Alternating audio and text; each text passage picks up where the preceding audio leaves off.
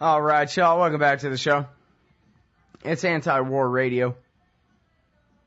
I'm Scott Horton, and our next guest is Marcy Wheeler, otherwise known as Emptywheel. That's emptywheel.firedoglake.com for her blog. And she's been keeping up with the story of the New York Times reporter James Risen and his legal troubles in the criminal case of Jeffrey Sterling, right? Welcome to the show, Marcy. How are you? Thanks, Scott. Thanks for having me. Did I get his first name right there? Yeah, Jeffrey Sterling. Yes, Jeffrey Sterling is former CIA guy who left the CIA with an equal opportunity employment complaint, and the government alleges that he was the source for James Risen's story in his book on a program called Merlin. Mm-hmm. All right. Well, let's start with that. Why don't you tell us all you know about Merlin and what James Risen reported about it back when his book came out?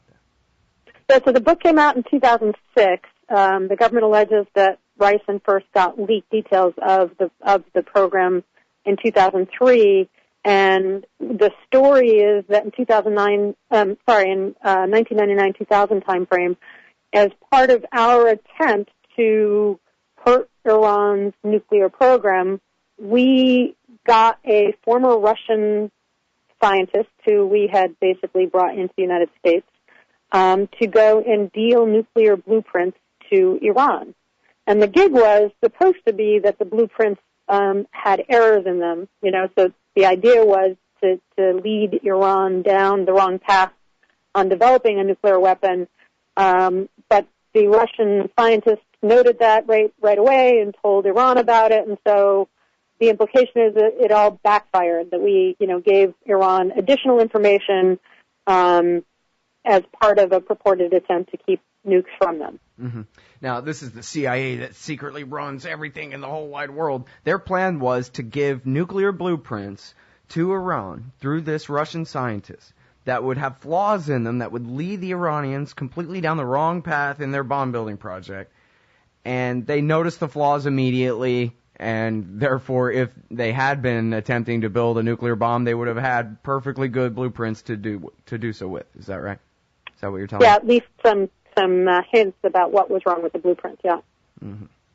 Yeah, boy, those guys sound like they could be running a local sheriff's department, maybe. Anyway, so now the government says that this guy, Jeffrey Sterling, must have been the one who leaked these facts to James Risen, renowned intelligence beat reporter over at the New York Times. Is that right? Yep. And I think you say in one of your blog entries that the government's case relies upon their accusation that this information isn't true, and that if it was true, then they wouldn't be attempting to force James Risen to testify as to this guy being his source? Well, what they're, so the government wants to call Risen during the trial to testify. And they're in the stage where they're arguing back and forth about whether Risen has avoided having to testify 2 times already during the grand jury phase of this investigation. Now the government is saying, well, we need you to testify at trial. Here's information we want that's not classified, so you at least have to come and testify, and yada, yada. But one of the, I'd say, 3 main arguments they're using to try and rebut Risen's arguments is that he has no privilege to protect under a classified agreement with a source information that ended up being false. Which is, I understand that within the journalistic community, if a source gives you bad information, then you're supposed to be released from your confidentiality agreement. But they're making a legal argument. They're basically saying, well, legally, if he got false information, then he has to testify to it.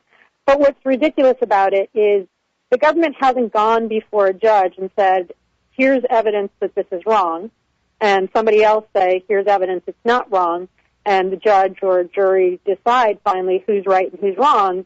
They just themselves presented information to the grand jury with nobody rebutting that information. And based on that, they're saying, well, it's wrong. And one of the things that's amusing about that is, of course, they would never let this evidence be presented in court.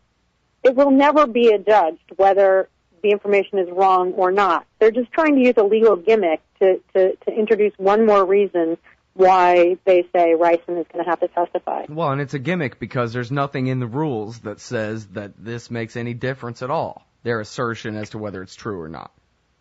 Yeah, during this whole discussion, it's really important that your readers know that the prosecutor involved is a guy by the name of William Welch, who was also in charge of the Ted Stevens prosecution, which was probably a good case to bring, but the prosecution, meaning William Welch and the people who reported to him, screwed up so many things in the trial process that the judge threw out the prosecution. Mm-hmm. And we just talked about him. He's kind of a fishy prosecutor. We talked about him with you on the show just a few weeks ago. He's the guy that botched the government's case against the NSA whistleblower Thomas Drake, right? Yep. Very same guy. So maybe Barack Obama is playing three-dimensional chess and he's really on our side and he's appointed the most incompetent federal prosecutor that he's got to go after all these whistleblowers. My guess is this guy was going nowhere in DOJ, and they said, hey, do you want to take a really unpopular job, which is to go after whistleblowers and journalists? And given no choice, and knowing that he was, pretty far out there as far as prosecutors, he took the job. But he's not doing them any favors. He's not winning. I mean, the government, there's a big question about whether these are legitimate prosecutions or whether the government is just harassing both the whistleblowers and people like Ricin, and I don't think William Welch helps you with suggesting these are legitimate prosecutions. Right. I mean, how far can they hope to get with James Ricin on a case like this? Obviously, he's going to, if he's forced to take the stand, he's going to say, I'm not revealing my sources, sorry, and if he's held in contempt, he's held in contempt. It's either that or sell out and retire, but he'd never be a reporter again if he gave up his source. Come on. He's not going to do that. Well, that's what I think the really interesting argument is, because Ricin argues that the government is calling him to testify simply to harass him. And he argues that they're doing that not necessarily because he published the Merlin story, but because he also published the warrantless wiretapping story, exposed that the Bush administration was illegally wiretapping Americans. And that, he argues, is the reason why they're setting him up. So if he doesn't testify at the trial, he's going to end up doing jail time. Well, so in other words, this is a backdoor way to imprison a journalist. How much time could he conceivably do for contempt of court on this issue? It'll be interesting because the judge in this case, I'm guessing they had a hearing on this yesterday. I'm guessing she's going to agree to let Ricin testify, but she's going to make the government argue for every question that they want to ask him. So in other words, she's kind of splitting the baby. That's my guess. And we don't know what she's going to do, but that's my guess. But I think she is skeptical of a lot of what the government is doing.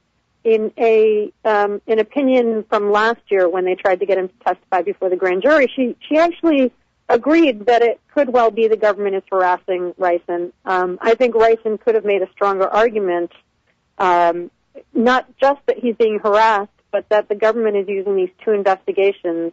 For example, by one of the things they did was collect evidence of phone calls between Sterling and Ricin. And there's a possibility that they didn't just collect evidence of the phone calls, but they collected what's called a community of interest, meaning, not just the phone contacts between who you talked to, but also the phone contacts between who the people you talked to. And if that's the case, it would expose all of Ricin's sources on the warrantless wiretap case, and we know their calls were presented to the grand jury.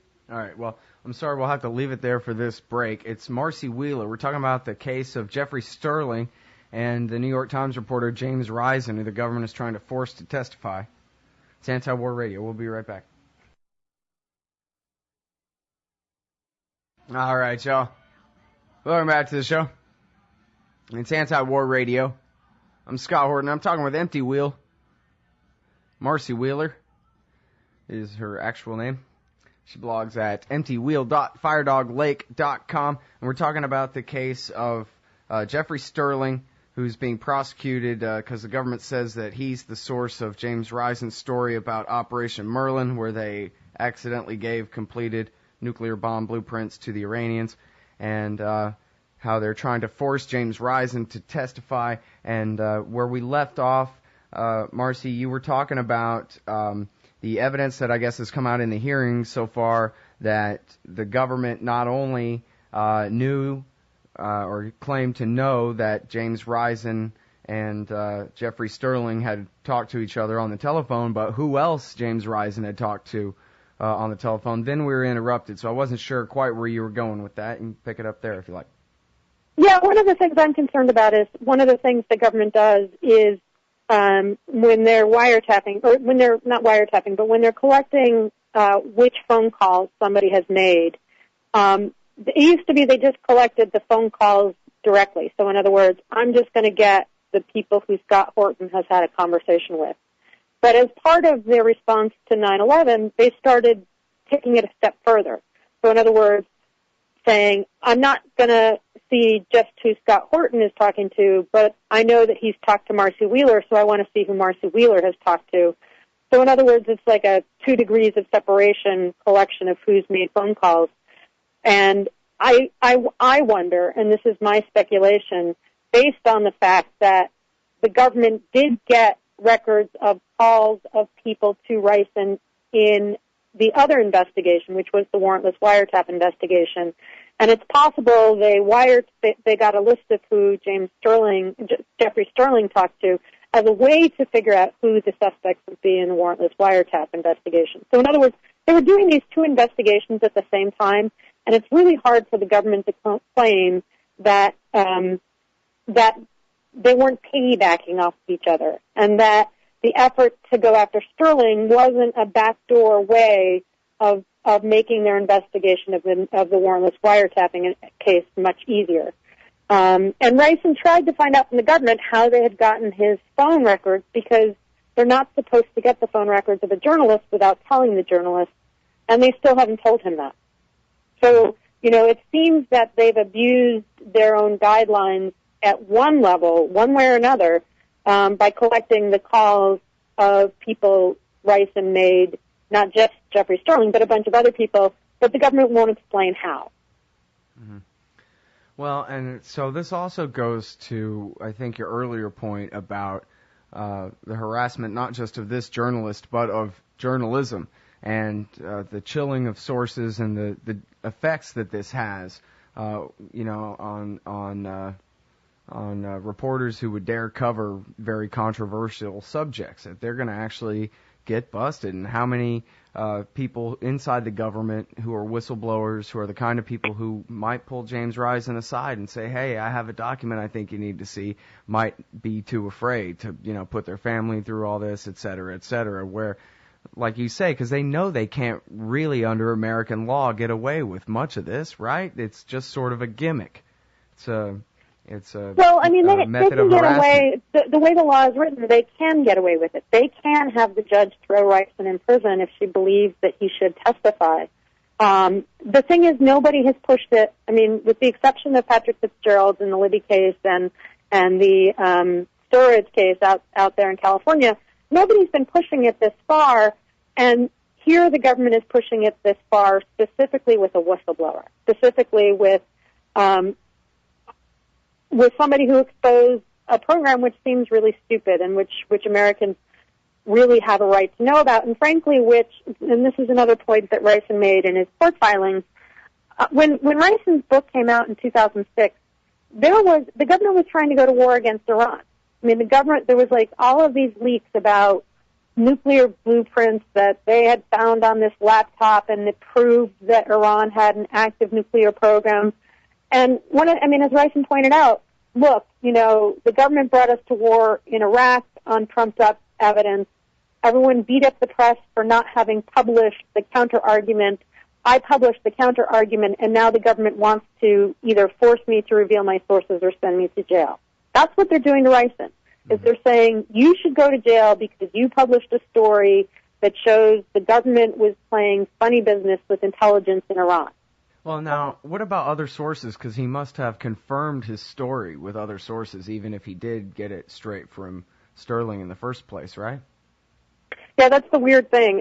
Apparently, Rison submitted a deposition at one point, and he said, or I'm forgetting whether this was a deposition or whether it was the book proposal he made to his publisher. But in one of those, he said he had multiple sources for this story, and it's clear from the story that there are three people whose versions are kind of told in a first-person narrative. One is the case officer, and people think that that's Sterling. Another one is the Russian scientist. And then a third is another person involved in the CIA.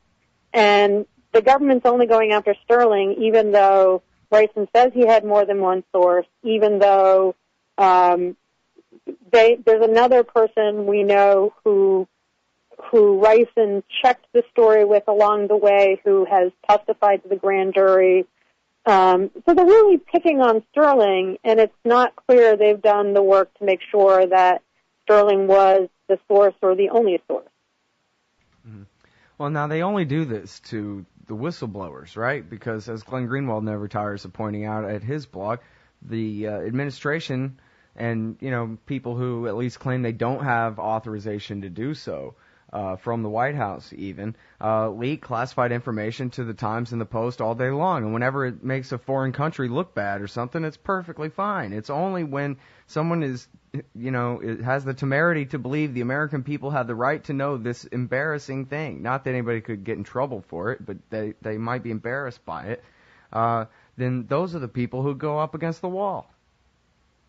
Right, and that's the thing is the Obama administration, like every administration before it, loves to leak really classified information. I mean, one of the most egregious examples in my mind is this Yemeni American Anwar al-Awlaki, who the government alleges is now operational against the United States as part of Al-Qaeda.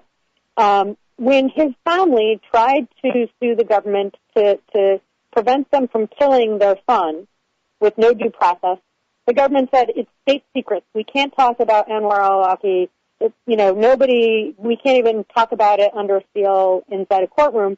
They just leaked more information about al-Awlaki to Charlie Savage the other day to try and trump up the case against this Somali guy they had floating around on a boat. So they're still doing it. I mean, they've said this is state secrets, but they're still going to go out and leak it to Charlie Savage and claim that that's okay, but not if somebody wanted to whistleblow on similar topics. Or not if somebody tried to actually get due process before the government executed it. Right. And Charlie Savage, a reporter at the New York Times in this case. Right. Yeah. And right. and of course, all the leaks, there must be 100 stories about al-Awlaki that have come from the very top.